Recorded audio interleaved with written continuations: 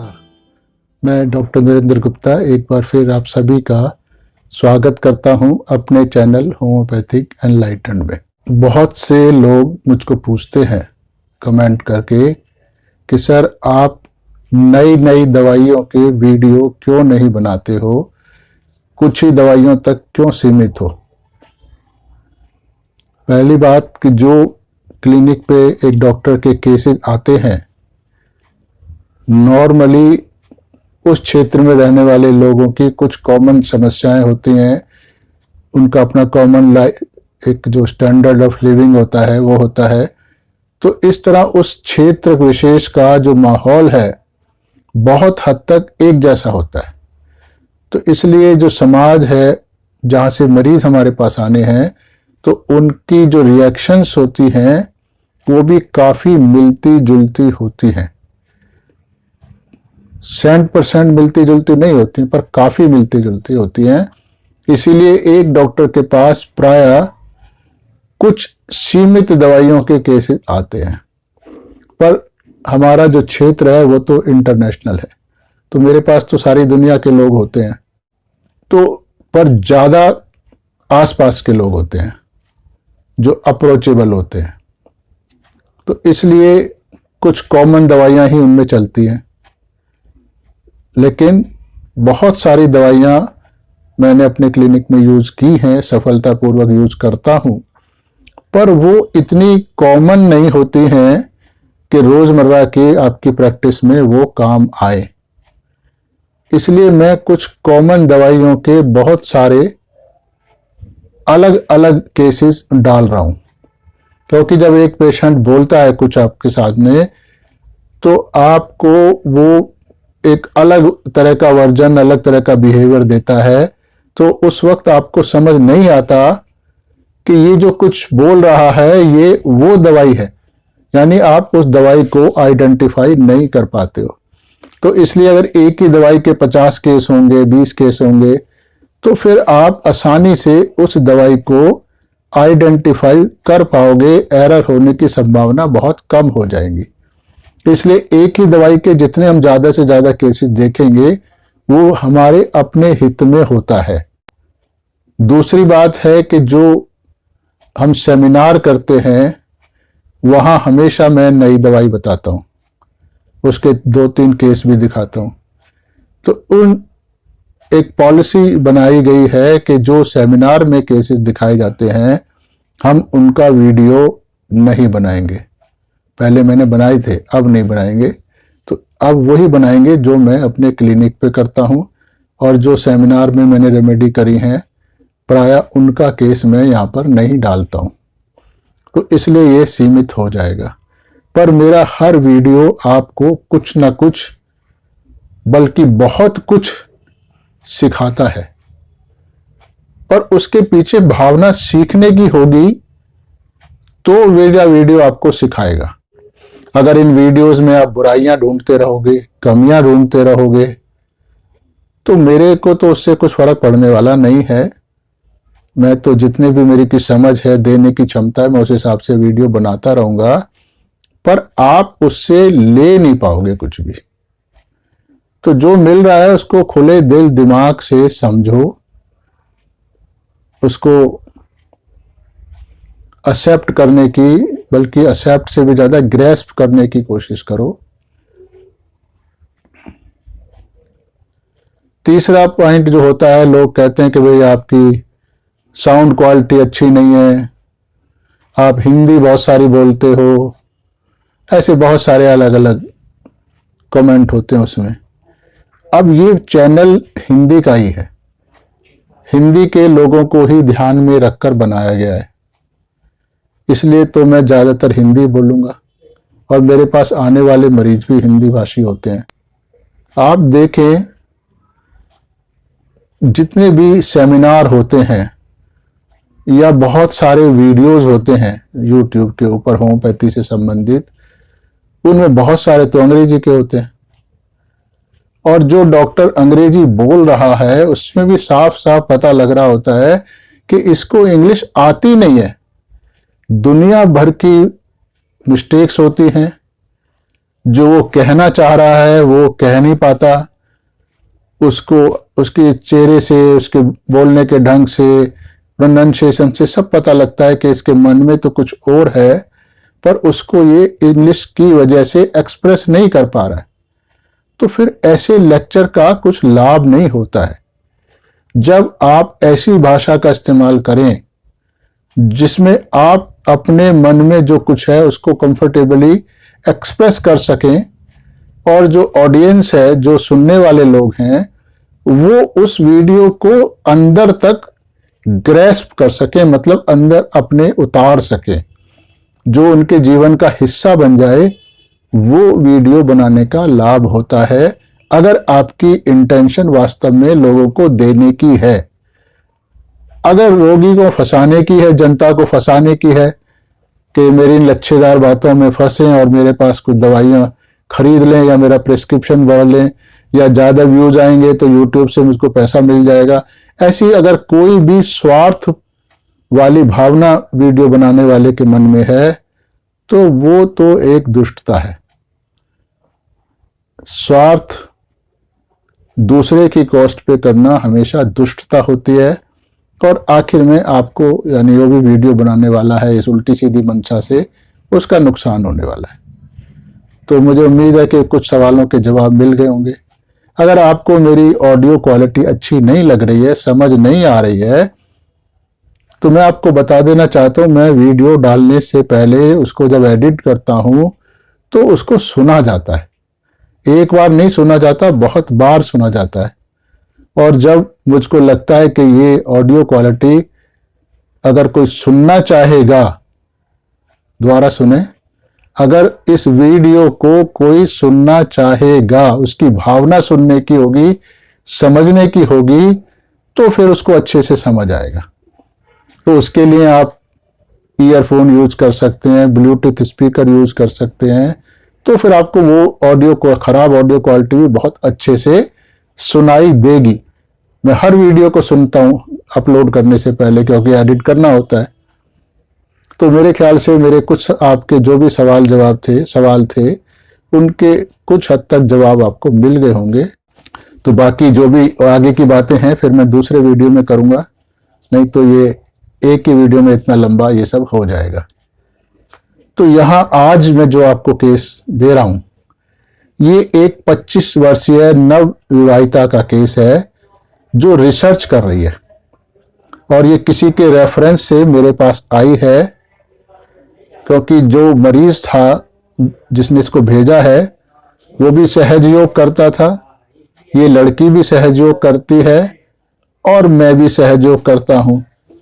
तो ये लोग मेरे को पहले से भी जानते हैं, डॉक्टर होने के नाते नहीं बल्कि सहयोगी होने के नाते। तो जब इनको पता लगा कि मैं अच्छे ढंग से इलाज कर सकता हूं तो, और सहयोगी भी हूं, तो इस कारण से ये मेरे पास आई है बड़ी आशा लेकर। तो जो भी मैंने लिखा है मैं उसको पढ़ रहा हूं। रोगी बहुत ही सुंदर सी मुस्कुराहट ये देती है, बड़ी अट्रैक्टिव है इसकी मुस्कुराहट, मतलब जैसे कहना चाहिए बहुत ही ब्यूटीफुल और अट्रैक्टिव है। ब्यूटीफुल तो बहुत सारी लड़कियां होती हैं, पर जरूरी नहीं है कि आप में उनके साथ एक बॉन्डिंग बने, उनमें उनकी मुस्कुराहट में वो एक आकर्षण हो, ऐसा जरूरी नहीं होता है। तो इसकी जो मुस्कुराहट है बड़ी इनोसेंट सी, प्यारी सी, जो आपको अपनी तरफ अट्रैक्ट करती है, इस किस्म की है।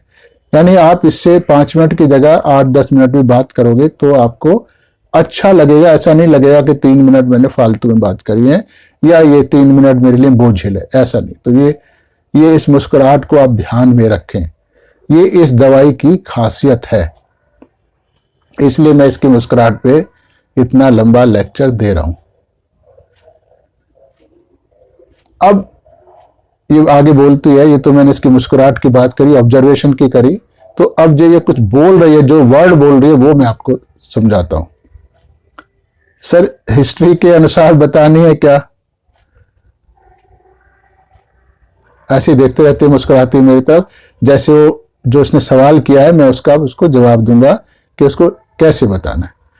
तो मरीज तो नॉर्मली ऐसे नहीं पूछते हैं, वो तो यही बताना शुरू कर देते हैं, मुझको ये दिक्कत है वो दिक्कत है। तो ये पूछ रहे हिस्ट्री के हिसाब से बतानी है, कि मतलब यह है कि जब से मैं बीमार हुई हूँ पूरी 10-20 साल 30 साल की हिस्ट्री लेके आपको बतानी है, या कुछ और ढंग से बताना, यानी एक मैनिपुलेट करेगी अपनी भाषा को। मैं इसको बताता हूँ भाई, आप एक नए डॉक्टर के पास आई हो, मैं आपके बारे में कुछ जानता नहीं हूं, तो इसलिए जो कुछ भी आपकी समस्याएं हैं वो आप अपने अनुसार बताओ, जैसा भी आप बताना चाहते हो, जैसा भी आपको अच्छा लग रहा है।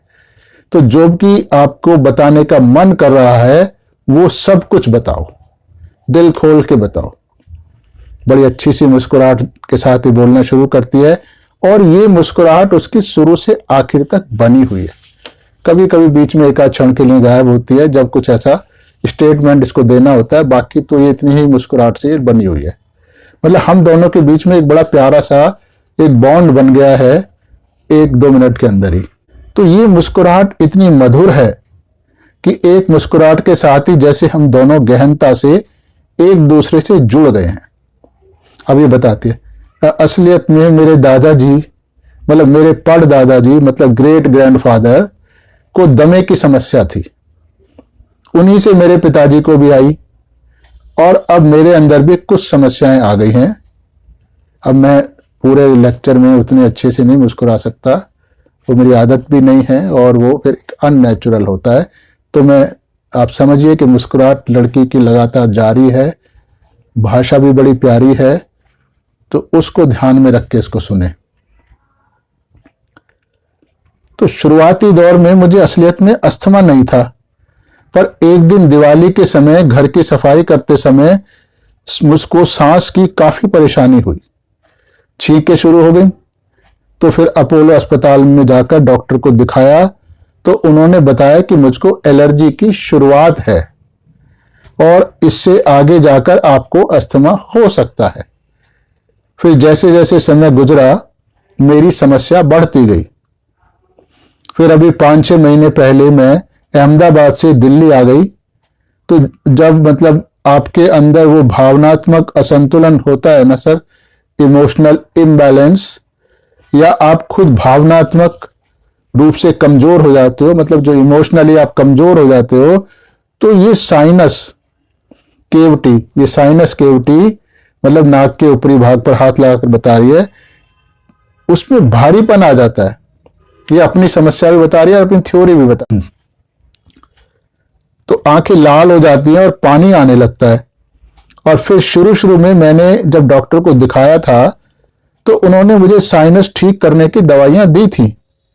उन्होंने स्टेरॉइड भी दिए थे, क्योंकि मेरी समस्या बहुत ज्यादा सीवियर हो गई थी, तीव्र हो गई थी। अब क्या है, जब मैं सुबह उठती थी तो यहां सीधे माथे पर ब्रेन के राइट साइड में भी काफी दर्द महसूस होता था। दिन की शुरुआत में जुकाम रहेगा, छींकें रहेंगी, जी मितलाता रहता था। फिर जैसे जैसे दिन बीतता रहेगा चीजें थोड़ा ठीक होती जाएंगी। सुबह तो बहुत ही सीवियर दर्द होता था और रात में भी काफी होता था। लेटकर जब मैं इधर से उधर करवट शिफ्ट करती थी तो नाक से एक साइड से दूसरी साइड की तरफ कुछ बहकर जाता हुआ महसूस होता था। और उससे पहले क्या होता था कि यहां मेरी नाक, यहां रूट ऑफ द नोज जाम हो जाती थी। उससे भी पहले लगातार नाक से पानी टपकता रहता था। ये सब तो अभी भी है और इसके कारण काफी इरिटेशन होता है। नाक और आंख में खुजली चलती रहती है, ये ऐसे ऐसे ऐसे अभी बीच बीच में ऐसे ऐसे करे जा रही है, बार बार इतनी इरिटेशन इसको हो रही है। इसलिए मैंने एक नाक में घी कपूर का मिश्रण डालना शुरू कर दिया। ये जो सहयोग के हिसाब से ये साइनस के लिए बहुत अच्छा ट्रीटमेंट है, इसलिए इसने डालना शुरू किया है। तो रात को सोते समय मुझे ऐसा महसूस हुआ कि करवट लेकर सोई हुई हूं तो जैसे कान में से तकिए पर कोई फ्लूइड तरल पदार्थ टपक रहा है। तो 1 महीने पहले मेरी शादी थी, तो मुझको तुरंत आराम के लिए डॉक्टर ने मुझे दवाइयां दी, उससे मुझे थोड़ा आराम हुआ। अब ये सनी 1-1.25 महीने के बाद ही मेरे पास इलाज के लिए आ गई है, शादी के 1-1.25 महीने बाद। अब मुझे फिर से सुबह उठकर छींकें आना शुरू हो गई है। आज सुबह तो आंखों में काफी ज्यादा इरिटेशन और जलन हो गई थी, और अगर हल्का सा भी भावनात्मक असंतुलन यानी इमोशनल इम्बैलेंस हो जाए तो मेरी समस्या बहुत ज्यादा बढ़ जाती है। अब ये लड़की शादी के बाद ससुराल में जो सास वगैरह के ताने वगैरह चलते रहते हैं, उनसे होने वाली परेशानी से डिस्टर्ब होती है। क्योंकि सास, चाहे वो 1 दिन पुरानी बहू हो चाहे 10 साल पुरानी बहू हो, सासों का काम होता है बहू को परेशान करना। इनको शायद मजा आता है उसमें कुछ, या अपनी सुपरमेसी लगती है, या कुछ दिमागी सनक ही कहूंगा मैं तो, इसको ये पागलपन है। इससे वो समझती हैं कि उनके अंदर कुछ अच्छा होगा, या उनकी अपनी सास से जो उन्होंने लिया है वो आगे बहू को ट्रांसफर कर रही हैं। पर ये दुष्टता है, ऐसा नहीं करना चाहिए। जितना प्यार आप अपनी बहू को करोगे उतना ही आपको सम्मान मिलेगा। तो मैं आगे इसी का द्वारा पढ़ता हूं यहाँ पे। तो ये जो लड़की है जो कह रही है कि जो भावनात्मक असंतुलन, ये उसी भावनात्मक असंतुलन की बात कर रही हो, क्योंकि शादी से पहले इस किस्म के ताने वगैरह उल्टी पुल्टी बातें सुनने की आदत नहीं होती है, क्योंकि माएँ जनरली ऐसी बातें नहीं करती हैं, ये सासें करती हैं। अब मैं इसको पूछता हूँ, अच्छा तुम्हारी बीमारी की शुरुआत कब हुई थी? सर, अगर एलर्जी की बात की जाए तो लगभग 4 साल पहले शुरू हुई थी, पर उस समय परेशानी इतनी ज्यादा नहीं थी। पहले मैं अहमदाबाद में थी तो थोड़ा ठीक थी। फिर 2 साल पहले जब मैं दिल्ली के जवाहरलाल नेहरू विश्वविद्यालय में आई, अब यहाँ इस JNU में ये हॉस्टल में रह के रिसर्च कर रही है, तो मेरी प्रॉब्लम थोड़ा थोड़ा बढ़ना शुरू हो गई है। यानी ये साइंटिस्ट है, साइंस के ऊपर, साइंस स्ट्रीम पे रिसर्च कर रही है ये, और इसका सब्जेक्ट भी बहुत ही कॉम्प्लिकेटेड सा है, यानी इसका लेबर बहुत ज्यादा है इसके ऊपर, मेंटल वर्क और फिजिकल वर्क इस रिसर्च करने के लिए। और ऊपर से ये शादी होने के बाद सास की तनाव जो भी है वो बहुत ज्यादा है। इन सब बातों को ये इमोशनल इम्बैलेंस कह रही है।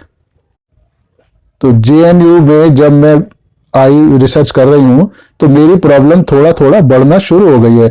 मैंने ऐसा महसूस किया कि मैं जब भी धूल के संपर्क में आती हूं तो मेरी समस्या बहुत ज्यादा बढ़ जाती है, और दिल्ली आने के बाद तो मेरी यह समस्या काफी बढ़ गई है, अहमदाबाद के मुकाबले ज्यादा बढ़ गई है। और अगर मैं हल्का सा भी इमोशनली वीक हो जाती हूं, मतलब ससुराल के तानों के कारण या घर वालों की याद आने के कारण, जितने ताने ससुराल में बढ़ेंगे उतनी ही माँ बाप की ज्यादा याद लड़की को आएगी। तो ये दोनों एक विशियस सर्कल है ये। तो इमोशनल वीक हो जाती हूं तो ये समस्या काफी बढ़ जाती है। पर मैं पूछता हूं भाई, आप बार बार इमोशनल वीकनेस की बात कर रही हो, तो मतलब आप इमोशनल वीक कैसे हो जाती हो? अब मैं, ये तो मेरे ऊपर के अंदाजे थे, अब मैं स्पष्ट पूछ रहा हूं कि रोगी क्या कहता है। सर, अभी मेरी नई नई शादी हुई है, तो मान लो घर की याद आ गई, मैं रोने लगी, तो सुबह उठती हूं तो साइनस की समस्या बहुत ज्यादा बढ़ जाती है, और जब ये समस्या बढ़ती है तो बहुत ज्यादा इरिटेशन होता है, आंखों में, नाक में खुजली होती है, यहां तक कि कान के अंदर, बहुत अंदर तक खुजलाने का मन करता है।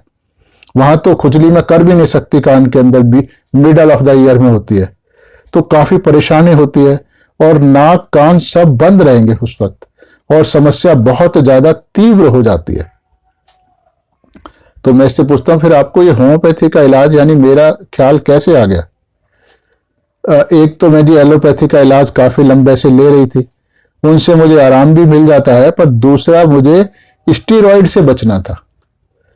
फिर नितिन भैया, मतलब जिस लड़की की मैं बात कर रहा हूं, इसकी लड़की का इलाज मैंने किया था, उसको बहुत लंबे समय से ऐसी ही समस्याएं थी जो होम्योपैथी एलोपैथी कहीं से भी ठीक नहीं हो रही थी। तो मेरे पास आकर 2 हफ्ते में बच्ची पूरी तरह से ठीक हो गई थी। इसका केस भी मैंने एक सेमिनार में पहले प्रेजेंट किया हुआ है। तो उन्होंने, नितिन भैया ने मुझसे कहा कि तुम इन सब चक्करों को छोड़ो, अंकल के पास चली जाओ, उनका इलाज ठीक रहेगा, तुम्हें थोड़ा लंबा चलेगा, यानी इलाज थोड़ा लंबा चलेगा, पर उसके कोई साइड इफेक्ट भी नहीं होंगे, और तुम हमेशा के लिए, मतलब परमानेंटली ठीक भी हो जाओगी। तो मैं इससे पूछता हूं, तो आप स्टेरॉइड से बचना क्यों चाहती हो, क्या दिक्कत है? रोगी, सर क्योंकि एक साइंटिस्ट है तो ये समझती है बातों को। स्टेरॉइड लेना अच्छा नहीं होता है, वो आपके हार्मोन्स के सिक्रीशन, स्राव को कम या ज्यादा कर देते हैं, जैसे आपकी नाक से फ्लूइड ज़्यादा आ रहा है तो उसको एकदम से ये रोक देंगे और इससे आपके इम्यून सिस्टम को बहुत खराब असर उस पर पड़ता है। तो और जैसे ही आप दवाई छोड़ोगे तो समस्या फिर शुरू हो जाएगी। ये स्टेरॉयड के बैड इफेक्ट ये बता रही है। तो इसका मतलब कि आपको स्टेरॉयड से परमानेंट इलाज नहीं मिल पा रहा, इसलिए उनसे बचना चाहती हो। अब ये बहुत ही तीव्र प्रतिक्रिया देती है, जैसे इसको मेरी बात समझ आ गई। हाँ हाँ हाँ, ये ठीक है अंकल, स्थायी इलाज तो होता नहीं है और आपका इम्यून सिस्टम भी खराब हो जाता है। जैसे आपके शरीर में बाहर से कोई चीज प्रवेश करती है और आपका सिस्टम, इम्यून सिस्टम उसके प्रति प्रतिक्रिया करता है, रिएक्शन करता है। अब स्टेरॉयड लेकर आप उस प्रक्रिया को रोक रहे हो, तो एक तरह से वो भी ठीक नहीं है, नुकसान तो हो ही रहा है।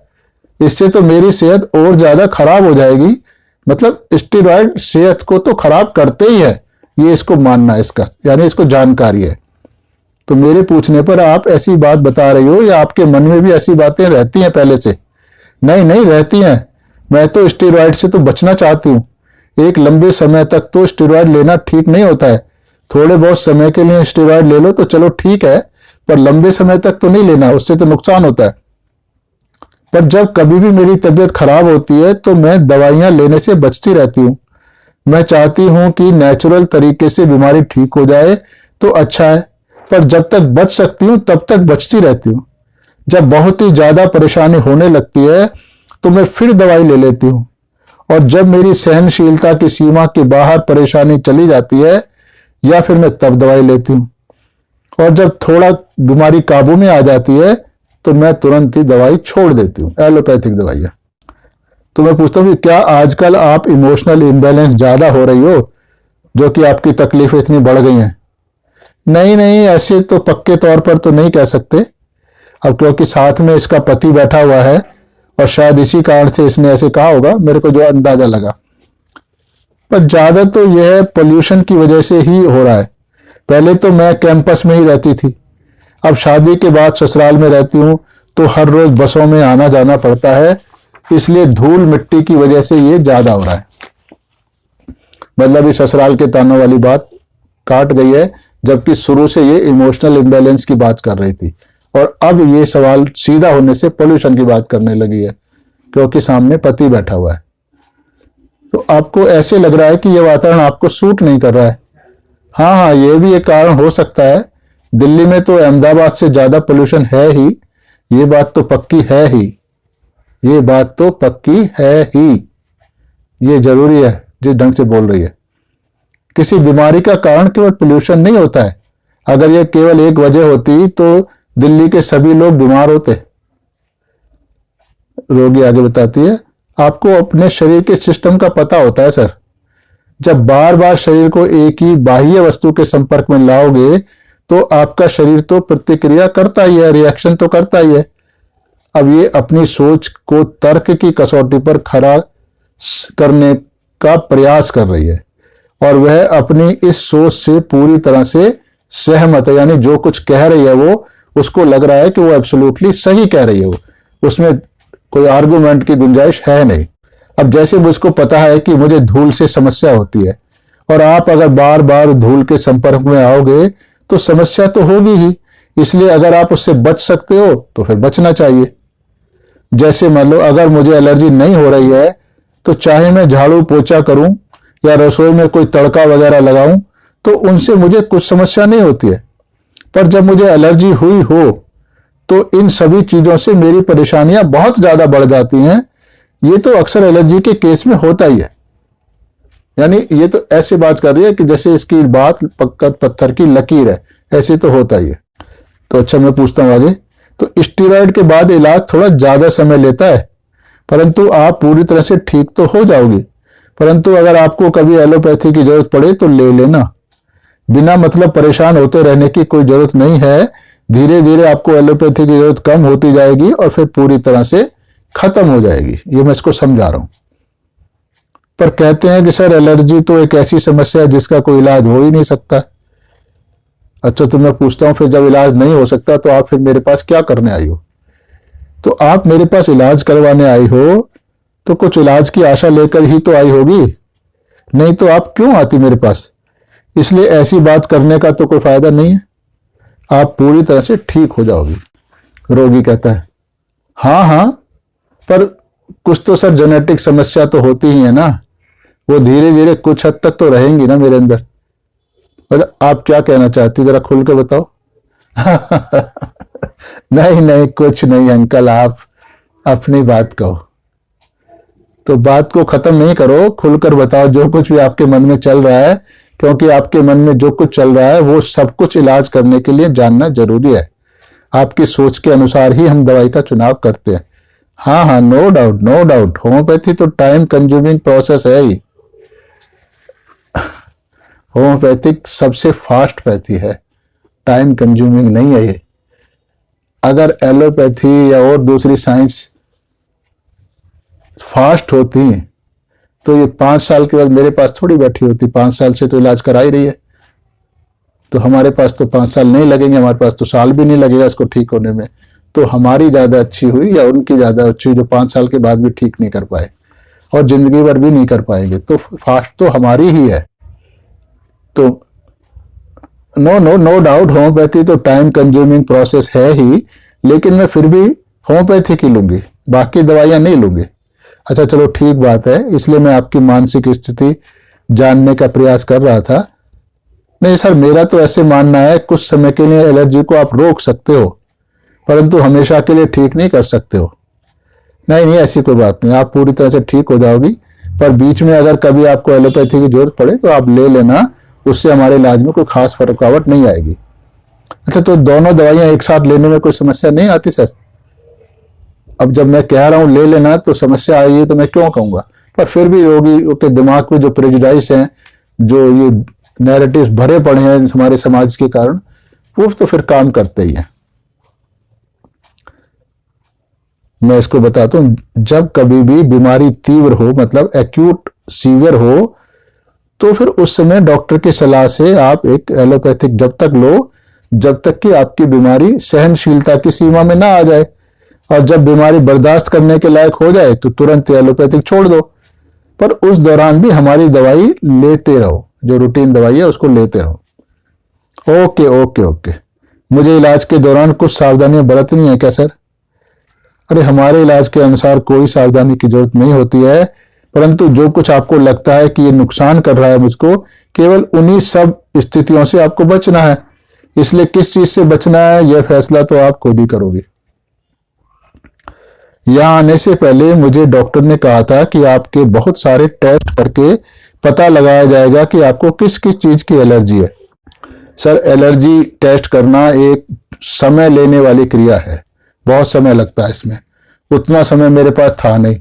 मेरा तो यह मानना है कि मुझे केवल धूल से और तेज गंध से एलर्जी है, क्या मुझे वो टेस्ट करवाना पड़ेगा? मैं कहता हूं नहीं नहीं, कोई टेस्ट की जरूरत नहीं है, आप हमारे इलाज से वैसे ही ठीक हो जाओगे, क्योंकि हम टेस्ट कराने के बाद दवाई नहीं चुनते, हम इसके बिहेवियर से चुनते हैं। तो इतना केस लेने के बाद मैं उससे सहयोग के विषय में पूछता हूं, क्योंकि अगर ये लड़की सहयोग अच्छे से कर रही होती तो इसको किसी भी प्रकार का कोई रोग होने की कोई संभावना थी नहीं। अगर सहयोग अच्छे से करें तो रोग होते नहीं है, और जो भी कितने भयानक से भयानक रोग है वो भी ठीक हो जाते हैं बिना दवाई के। इसलिए मैं इससे पूछता हूँ। अच्छा, इसका ये खानदानी रोग भी समाप्त हो जाना चाहिए था। मैं पूछता हूँ कि आप सहयोग कितने सालों से कर रही हो? 7 साल से। मतलब क्या आपकी शादी भी सहयोग विधि से हुई है? तो सहयोग की जो शादी की अपनी अलग मर्यादाएं हैं, अगर उन मर्यादाओं का पालन न किया जाए तो काफी गंभीर समस्याएं उत्पन्न हो जाती हैं। इन सब बातों का यहां मैं विस्तार से वर्णन नहीं करूंगा, क्योंकि ये सहयोग का प्लेटफॉर्म नहीं है। तो रोगी बताती है हाँ हाँ, मतलब कि इसका जो पति है वो भी सहयोगी है। तो आपको सहयोग के अनुसार क्या समस्या लगती है? मैं उससे पूछ रहा हूं। अंकल, वही के लेफ्ट नाभि की समस्या है। अब लेफ्ट नाभि की समस्या क्या है, मैं थोड़ा समझाता हूं आपको। ये जो सूक्ष्म चक्र हैं, इसके अंदर जो हमारी नाभि है उसके लेफ्ट साइड में ग्रह लक्ष्मी, यानी लक्ष्मी का जो स्वरूप है ग्रह लक्ष्मी का होता है, वहां उसका वास होता है एक किस्म से। अगर व्यक्ति ग्रह लक्ष्मी की मर्यादा में नहीं रहता है तो व्यक्ति को ग्रह लक्ष्मी की शक्ति प्राप्त नहीं होती है। जिसके कारण व्यक्ति में प्रत्येक चीज के लिए सहनशीलता और धैर्य कम हो जाता है। इसीलिए व्यक्ति जल्दी उत्तेजित हो जाता है और ऐसे व्यक्ति के जीवन में पति पत्नी में सामंजस्य कभी भी हो नहीं पाता है। तो उन दोनों में हमेशा लड़ाइयां होती रहती हैं। तो ऐसे व्यक्ति की बाहरी लोगों से भी जल्दी ही नाराजगी हो जाती है। ये नहीं कि सिर्फ पत्नी या पति से होगी, तो आउटसाइड फैमिली के जो लोग हैं उनसे भी जल्दी रिएक्ट करता है ऐसा लोग। तो एलर्जी भी इसी सहनशीलता की कमी के कारण होती है। मतलब हुआ कि व्यक्ति का शरीर जब किसी ऐसे पदार्थ के संपर्क में आता है तो सहनशीलता कम होने के कारण तुरंत उसका शरीर तीव्र प्रतिक्रिया करता है और इसी को एलर्जी कहते हैं। अब डॉक्टर लोग समस्या के इस वास्तविक कारण को तो जानते नहीं कि एलर्जी ग्रह लक्ष्मी की कमी की वजह से हो रही है, तो इसलिए वो कह देते हैं कि एलर्जी का स्थायी रूप से कोई इलाज नहीं हो पाता है, क्योंकि दवाइयों से कभी भी आप इस ग्रह लक्ष्मी को जागृत नहीं कर सकते हैं। परंतु सहयोग द्वारा ग्रह लक्ष्मी की शक्ति को पुनः बाईं नाभि चक्र में स्थापित करके हर प्रकार की एलर्जी से छुटकारा पाया जा सकता है। ऐसी शक्ति प्राप्त होने पर घर गृहस्थी में होने वाली हर प्रकार की लड़ाई झगड़े मन मुटाव भी खत्म हो जाते हैं तथा व्यक्ति के जीवन में शांति और खुशहाली आती है। तो सभी को समाप्त हो जाएगा, खराब वाला अच्छा आ जाएगा। मैं अब इससे पूछता हूं भाई, तो ये आपने श्री माता जी के प्रवचनों में केवल सुना हुआ है या आपको अपने शरीर के अंदर महसूस भी होता है? दोनों बातों में काफी अंतर होता है। अब ये झिझक जाती है इस बात को सुन के, मुस्कुरा कर नीचे देखना शुरू करती है और नजरें नहीं मिला रही है। इसका मतलब है कि कुछ गड़बड़ है। जैसे तो वह मेरे इस प्रश्न में फंस गई है, अर्थात उसको स्वयं की कमी का, अज्ञानता का एहसास हो रहा है और लग रहा है कि अंकल मेरे बारे में क्या सोचेंगे कि 7 सालों तक सहयोग करने के बाद भी इसको ये समस्या है, अर्थात उसकी सहयोग में उन्नति काफी कम है।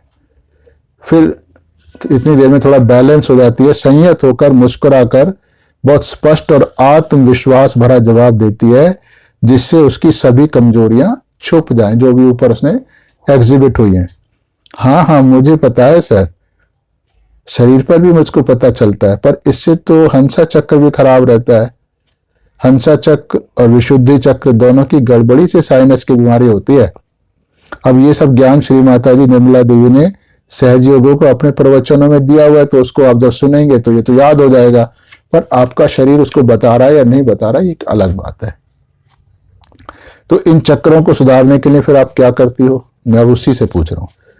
अब वो स्पष्ट जवाब न देकर कहती है, घी कपूर नाक में डालना मुझे सर सूट नहीं करता है। मतलब अर्थात उसने स्पष्ट रूप से बात बता दी है कि जो समस्या का सहयोग में इलाज है वो ये कर नहीं रही है, परंतु अपनी इस गलती को छुपाने के लिए आत्मविश्वास से भरे झूठ का सहारा ले रही है कि घी कपूर वाला इलाज उसको माफिक नहीं आता है, इसलिए वो उसको नहीं कर पाती है। इसलिए इन सब बातों में उसका कोई भी कसूर है नहीं। सो वो बताती है, सर मैंने थोड़े दिन घी कपूर नाक में डाला था, पर उससे मेरी तकलीफ और ज्यादा बढ़ गई थी। इसलिए बस एक ही रास्ता बचता है कि चक्रों का शुद्धिकरण करो, उसी से एलर्जी ठीक होगी। ये सहयोग का ज्ञान है, पर उसमें ये फिर अपना तुरप का इक्का लगाती है, पर सर अंकल कुछ समस्याएं तो जेनेटिक भी होती हैं, मतलब खानदानी जीन्स से चली आ रही हैं, तो वो तो सही नहीं होंगी, पर वो भी हो जाती हैं सहयोग करोगे तो ढंग से। तो मतलब ये कहना चाहती है कि उसको जेनेटिक समस्याएं हैं, इसलिए सहयोग में भी वो ठीक नहीं हो पा रही है। इसका इन सब बातों में कोई कसूर नहीं है, अर्थात वो सहयोग तो अच्छे से कर रही है, परंतु उसकी यह बात सत्य नहीं है, क्योंकि अगर व्यक्ति सहयोग बहुत अच्छे से करता है तो अनुवांशिक मतलब जेनेटिक समस्याएं भी ठीक हो जाती हैं। जैसे जैसे व्यक्ति सहयोग में प्रगति करता है वैसे वैसे उसके जीन्स भी बदल जाते हैं, वो सुधर जाते हैं। तो ये बता रही है कि भाई जितनी भी जेनेटिक समस्याएं हैं उनको तो सही होने में तो थोड़ा समय लगता है ना सर, यही सब बातें हैं बस। अब मैं उसको, क्योंकि थोड़ा मुझे लग रहा है कि शर्मिंदा सा होने लगी है और मैं उसको शर्मिंदा नहीं करना चाहता हूँ, तो उसको शर्मिंदी महसूस होने से बचाने के लिए मैं कहता हूँ, अरे ये तो मैंने बस वैसे ही बात करने के लिए पूछा, मेरा तो ऐसे कोई इंटेंशन है नहीं, हम सहयोग से इलाज थोड़ी करते हैं। आपका इलाज तो होम्योपैथिक दवाई से होगा, तो इसलिए कोई टेंशन मत लो। हाँ, अच्छा अच्छा अच्छा।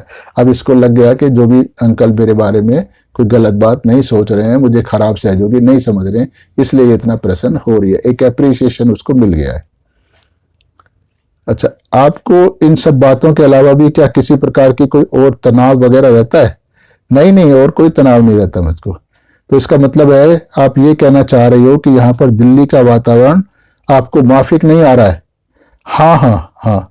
और दूसरा कि मेरी शादी का अचानक से फैसला हुआ, इसलिए उसकी तैयारी में मैं पिछला महीना बहुत हड़बड़ी वाला, मतलब हैक्टिक भी बहुत ज्यादा रही, और इस कारण दवाई भी मेरी बंद हो गई थी, तो वो भी बीमारी बढ़ने का एक कारण है।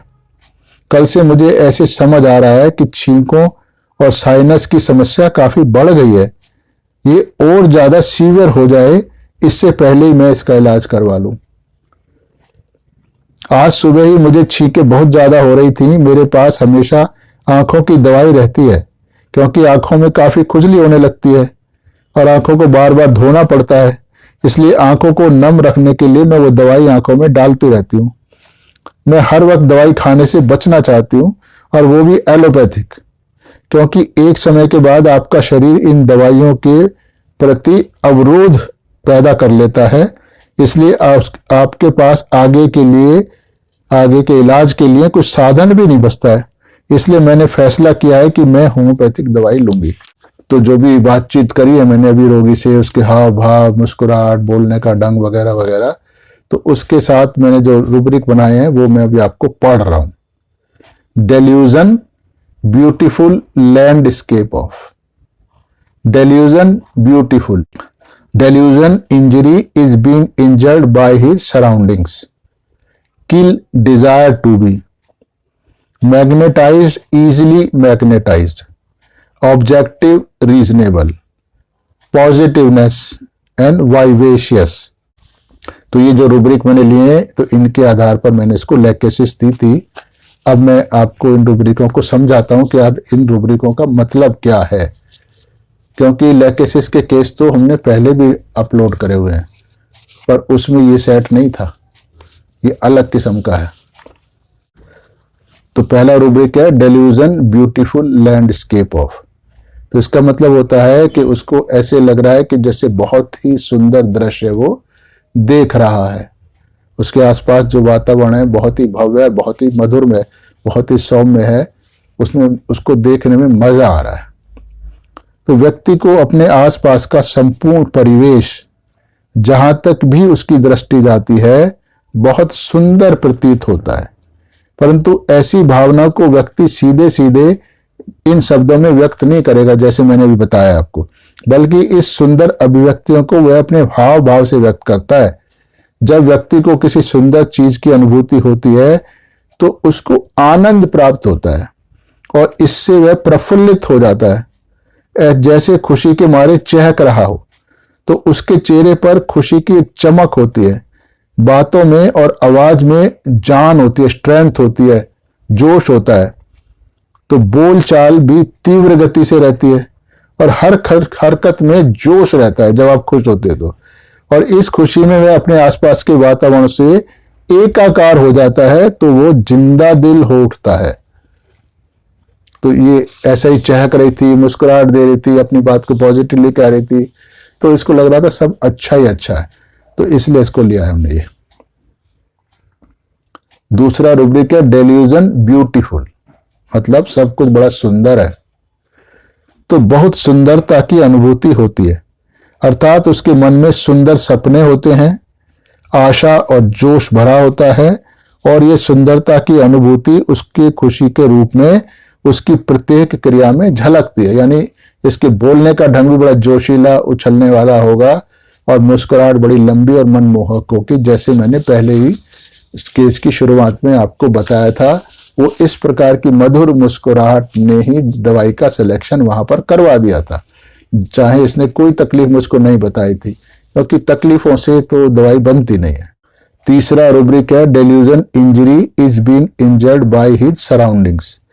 तो उसको ऐसे लगता है कि उसके आसपास का जो वातावरण है, माहौल है, जो लोग बाग हैं, कुछ भी हो सकता है उसके आसपास, उन सब के कारण उसको नुकसान हो रहा है, उससे उतना कंफर्टेबल नहीं है, बल्कि नुकसान यानी क्षति हो रही है। तो व्यक्ति के जीवन में एक प्रकार का जो वातावरण अगर खुशी प्रदान करता है, तो दूसरे प्रकार का वातावरण उसको अप्रिय लग सकता है, तो ये नुकसान भी पहुंचा सकता है। अर्थात व्यक्ति को ऐसा महसूस होने लगता है कि वातावरण आदि के कारण उसको समस्याएं हो रही हैं। अब ये लड़की शादी से पहले और शादी के बाद भी हर प्रकार से काफी प्रसन्न रहती है, परंतु उसको लगता है कि घर से यूनिवर्सिटी तक जाने के बीच का जो रास्ता है वो उसके कारण वो धूल के संपर्क में आती है, इसलिए उसको साइनस की समस्या बनी हुई है। मतलब जो वातावरण है आने जाने का, वो इसको नुकसान पहुंचा, ये इसका मानना है और बहुत ही दृढ़ निष्ठा के साथ मानना है, इसीलिए इसके बर्ताव को पॉजिटिवनेस कहेंगे। चौथा रूब्रिक है इसका किल डिजायर टू, मतलब ये इस बीमारी को जड़ से समाप्त कर देना चाहती है, ताकि बीमारी इसको किसी भी प्रकार से आगे भविष्य में भी परेशान ना कर पाए।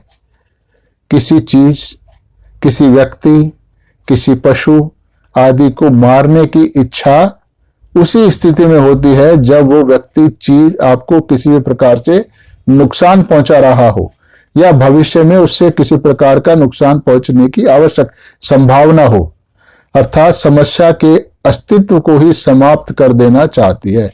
इसको कहते हैं किल डिजायर टू। एक और रूब्रिक है मैग्नेटाइज्ड, इजिली मैग्नेटाइज्ड।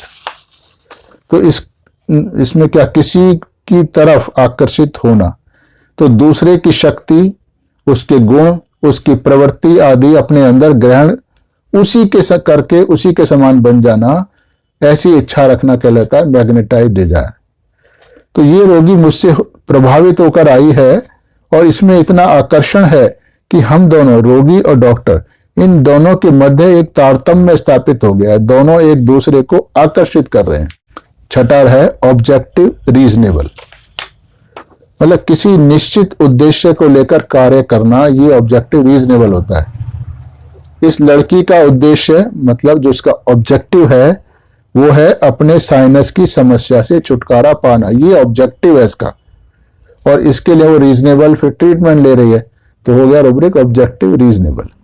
तो स्टेरॉइड से नुकसान होता है, इसलिए उनसे ये बचना चाहती है, ये रीजनेबल हो गया। दूसरे किसी जानकार की लड़की ठीक हो गई थी और होम्योपैथी से कोई साइड इफेक्ट नहीं होता है तथा बीमारी हमेशा के लिए ठीक हो जाती है, इसी कारण यानी इसी रीजन के कारण से ये अपनी बीमारी को ठीक कराने के उद्देश्य माने ऑब्जेक्टिव से मेरे पास इलाज करवाने के लिए आई है, तो इसलिए इसको हमने लिया है ऑब्जेक्टिव रीजनेबल। अगला रूब्रिक है पॉजिटिवनेस। पॉजिटिव का मतलब होता है सकारात्मक रुख अपनाना अथवा अपनी सोच से पूरी तरह सहमत होना कि जो कुछ भी उसने तर्क संगत ढंग से सोचा है वो सब कुछ पूर्णतः ठीक है, मतलब उसके आप खिलाफ उसकी सोच को बदल नहीं सकते हो।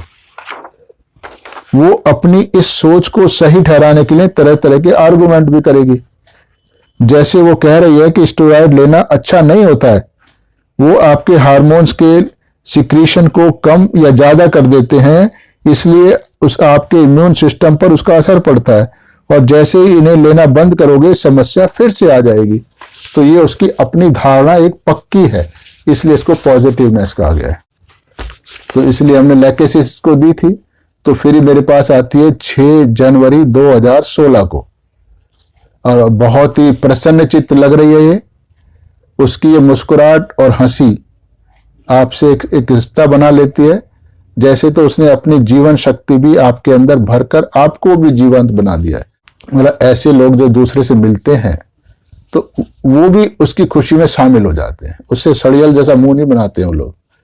रोगी बताती है, सर मुझे आराम लगा, पहले सुबह उठते ही नाक के पास साइनस की जो लक्षण आना शुरू हो जाते थे वो इन दिनों कुछ भी महसूस नहीं हुए, मैं एकदम से सही रही। मैं किससे पूछता हूं, मैं आपसे केवल एक ही बात पूछना चाहता हूं कि आपको खुद को कैसा लगा? मुझे सब कुछ बहुत अच्छा लगा जी। कितनी देर बाद अच्छा लगने लगा था? मतलब दवाई खाने के कितनी देर बाद अच्छा लगने लगा था? यहीं पर दवाई खाने के 3-4 मिनट बाद ही तो मुझको काफी अच्छा लगने लग गया था, आपको उस वक्त बताया तो था मैंने, और सुबह तक तो बिल्कुल ठीक हो गई थी। पर 15 दिनों बाद जैसे ही मेरी दवाई खत्म हुई तो सुबह मेरी नाक में थोड़ी सी परेशानी महसूस हुई। अब यही लैक्टेसिस का स्वभाव है, वह जिस चीज से प्रभावित हो जाता है और जब तक उसको वो मिलती रहती है वो चीज जिससे वो प्रभावित है, तब तक उसको अच्छा लगता है। अब इसको लगा कि ये दवाई बड़ी अच्छी है, इसको खाना चाहिए, खाने से आराम आ रहा है, और जब तक इसने खाई जब तक उसको आराम भी रहा।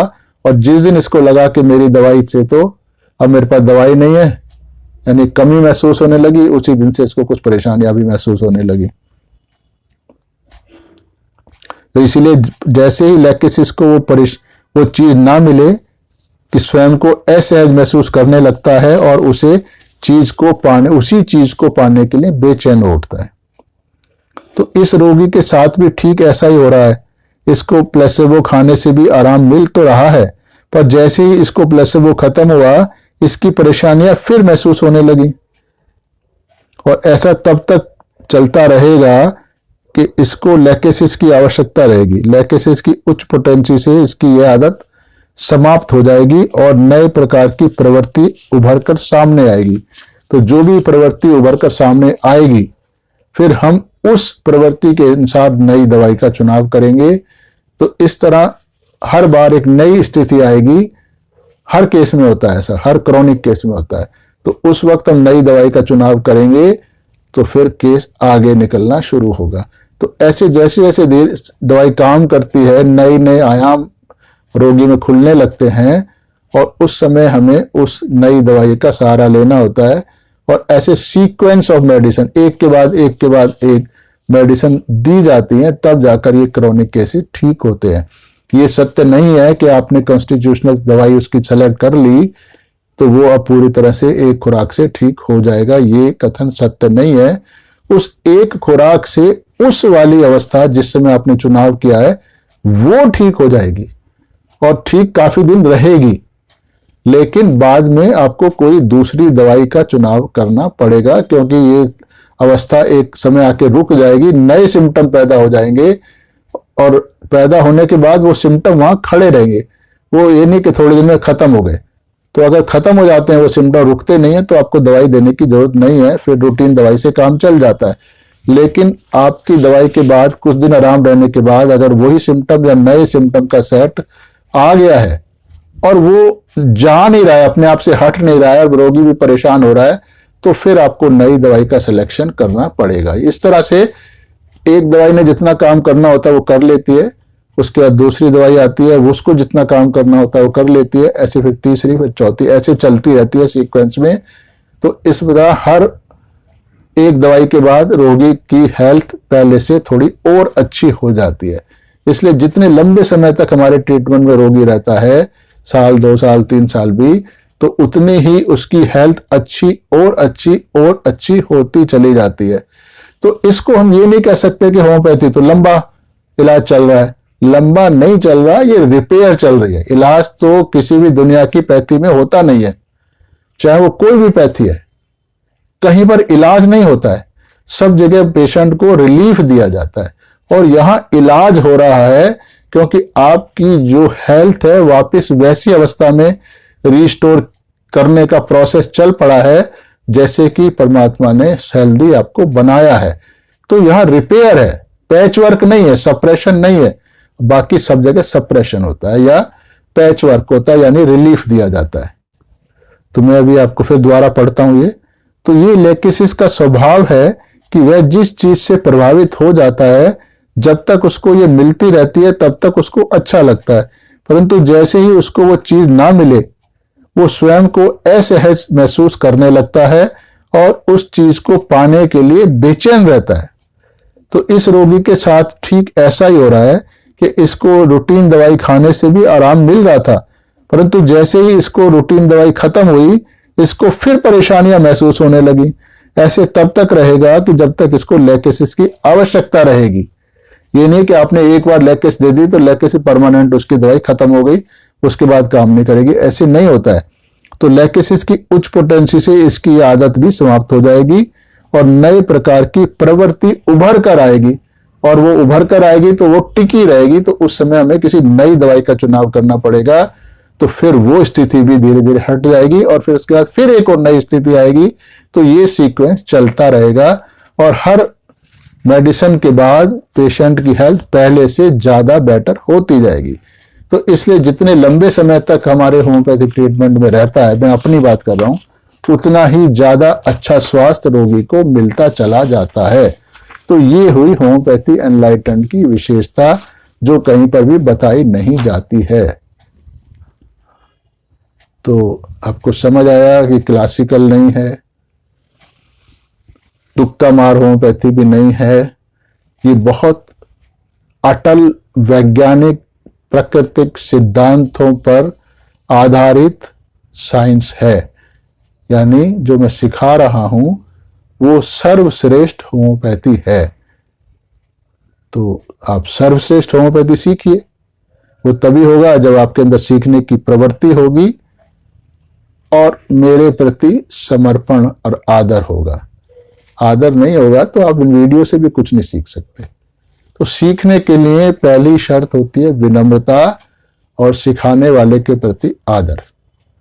तो ये दोनों अगर आपको होंगे तो आप बहुत जल्दी इन चीज़ों से, वीडियो से आप नई से नई दवाई सीख कर एक अच्छे होम्योपैथ, जो अभी भी हैं, उससे और अच्छे होम्योपैथ बन जाएंगे। जब आप अच्छे बन जाते हैं किसी चीज को लेकर, उसके बाद दूसरा चरण शुरू होता है कि आप उस अच्छी चीज को समाज में बांट दें। तो इसके बाद आप लोगों को होम्योपैथी सिखाएं बिना पैसा लिए। ये जरूरी है, क्योंकि विद्या को बेचते नहीं हम लोग। इस विद्या से आप इलाज करिए, उनसे बहुत सारे पैसे लीजिए रोगियों से, उस पर कोई रहम करने की जरूरत नहीं होती है। क्योंकि जब आप, अभी समस्या क्या है हमारे समाज में, और हम रोगियों के प्रति बड़े दयालु होते हैं, हमारे दिल में बड़ा तरस आता है। तरस आता नहीं है, बल्कि समाज कहता है कि भाई रोगी है, उसको बड़े तरस आना चाहिए, बेचारा दुखी हो रहा है। पर जिस दिन आपको ये पता लग जाएगा कि बीमार होने की वजह क्या है, तो फिर आप किसी रोगी पे तरस नहीं खाओगे, फिर तो कुछ अलग ही बिहेवियर होगा आपका। क्योंकि उस व्यक्ति की गलतियों के कारण ही, चाहे वो एपिडेमिक डिजीज हो, चाहे chronic disease like thyroid, diabetes, blood pressure, cancer वगैरह वगैरह हो, वो सब उसकी अपनी गलती के कारण होती हैं। यानी जो कुछ उसने समाज के प्रति, लोगों के प्रति, मानवता के प्रति, प्रकृति के प्रति गंदे काम किए हुए हैं, उसका परिणाम ये बीमारियां होती हैं। तो इसलिए ऐसे लोगों के प्रति फिर सहानुभूति आती नहीं है। तो आप उस प्रोफेशनलिज्म से आप इनको ठीक करते हो, इसलिए बहुत सारा पैसा ले सकते हो, उसमें कोई बुराई नहीं है, लेना चाहिए। ठीक है, इससे आपको फायदा होगा।